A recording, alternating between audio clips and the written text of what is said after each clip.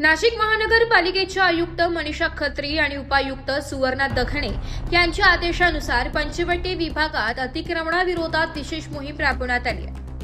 पंचवटी विभागीय अधिकारी राहुल जाधव यांच्या उपस्थितीत कौंसारा माता चौक, बोरगड परिसर, म्हसरूळ परिसर, रिलायन्स पेट्रोल पंप ते पीव्हीजी कॉलेज मार्गावरील अतिक्रमण हटवण्याची कारवाई करण्यात आली आहे।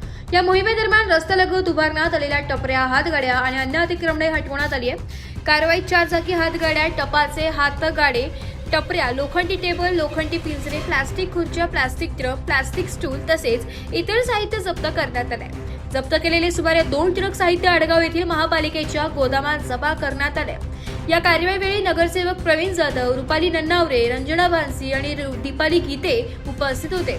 तसेच कनिष्ठ लिपिक मिलिंद जाधव, गाडी प्रमुख प्रवीण बाकुल यांच्यासह नंदू खंडारे, दत्ता आहे, राजीव साळुंखे, सोनवणे, गरुड आणि महापालिकेच्या कर्मचाऱ्यांनी कारवाईत सहभाग घेतला। महापालिकेने शहरातील रस्ते व पदपथ अतिक्रमणमुक्त ठेवण्यासाठी अशा धडक कारवाया यापुढे सुरू राहणार असल्याचा इशारा दिलाय।